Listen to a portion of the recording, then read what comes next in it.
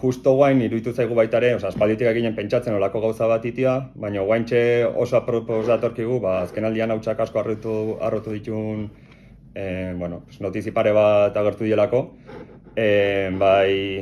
ZKi eman zaion diru laguntza publikoa, Bizkaiko Foru Aldundian eskutik, milioi batekoa izan dela, edo ETS-eri bere kontzertuak finantzatzeko Eusko Jaurlaritzak 300.000 euro eman dizkiola. Eta, orokorrian eztabaida asko sortu du, bai ze helburukin egiten dien kontzertu horiek, bai nola eragiten dioten, ze onura ekartzen dioten euskal kulturari, euskarari behari. Eta, orokorrean ikusten dugu, debate asko diela ematen kalian. Eta nahi dugu, momentu hori aprobetxatu, eta aparte hori hartzunen ikusita ze indar dakan musikak eta zenbat gazte dabiltza musikan inguruan, zenbat talde dauden, pixka bat gai horiek mailan gainean jarri, eztabaidatu, gonbidatu ditugu musikariek baien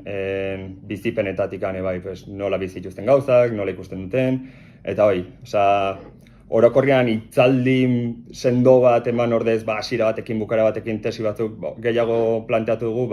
herriko gaztiak bildu eta bakoitza bere esperientziatik hitz egin, jarri tesi batzuk mahai gainean eta eztabaidatu.